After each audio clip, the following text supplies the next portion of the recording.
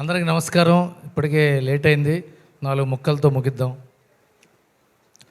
అవకాశం కోసం తిరుగుతున్న వాళ్ళ ఆత్మాభిమానాన్ని అహంకారం అనుకుంటుంది ఈ ఇండస్ట్రీ.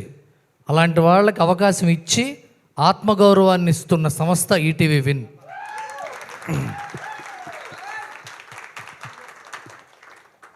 భావాలు ఉన్న వాళ్ళకి ఆవేశం ఉంటుంది, ఆవేదన ఉంటుంది.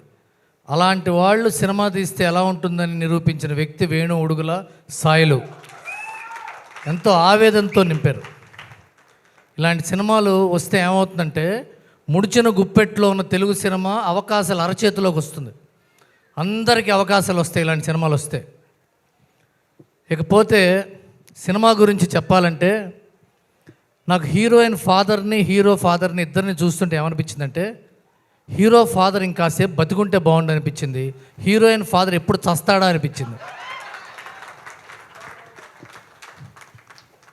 ఈ సినిమా కుర్రాడు అఖిల్, ఈ అమ్మాయి, వీళ్ళిద్దరూ సినిమా హీరో హీరోయిన్లో లేరు, మనలో ఒకళ్ళ ఉన్నారు.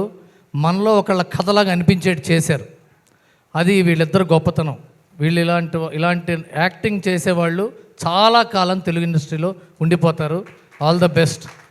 ఇకపోతే చివరిగా చెప్తున్నా, ముఖ్యంగా చెప్పాల్సింది ఏంటంటే, మట్టి వాసన లాంటి ట్యూన్ ఇచ్చిన మా బొబ్బిలి సురేష్, ఆ మట్టిలోంచి మొలిచిన మొక్కల్లాంటి పాట రాసిన మిట్టపల్లి సురేందర్, ఆ మొక్కకి మొలిచిన పువ్వుల్లాగా వాయిస్ ఇచ్చిన జయశ్రీ అనురాగ్, రాజు వెడ్స్ రాంబాయ్ పాట మారు మోగుతూనే ఉంటుంది. సినిమా కలకాలం గుర్తుంటేనే ఉంటుంది.